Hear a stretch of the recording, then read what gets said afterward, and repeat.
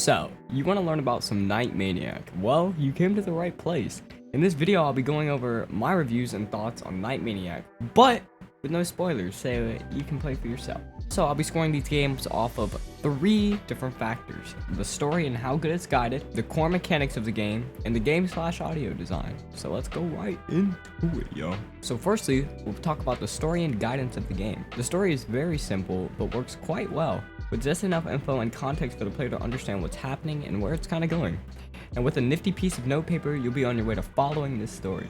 I did wish they would have said something about throwing things away though. I was stuck for like 15 minutes with the wrong meat in my hand and didn't know how to get rid of it. Now with that, I give the story and guidance of the game a solid 8 out of 10. Next, we have the core mechanics of the game. It's what you see with more games now and has left mouse button as interact, but also features a zoom button with right mouse button. Then we have your average shift to run and WASD to move. There's also no flashlight button, thank God. Then there's some other little things that aren't really core mechanics though, so we won't get into them. And it would also contain a couple of spoilers, so with that, it just being basic controls and nothing really new, I'm giving it a 6 out of 10 on mechanics. And lastly, we have the game and audio design, which is my favorite part. The game has a nice ambience with a great feel behind it, giving it that late night working vibe, and solid graphics to back it up on that vibe.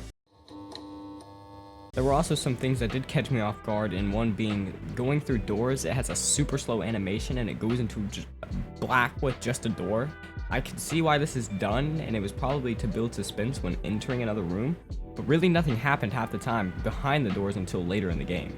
There was also a little bug that was just annoying, since it can leave the player not understanding what to do next, like when picking things up and it did not work for the first time, so you're like, is this what I'm supposed to get?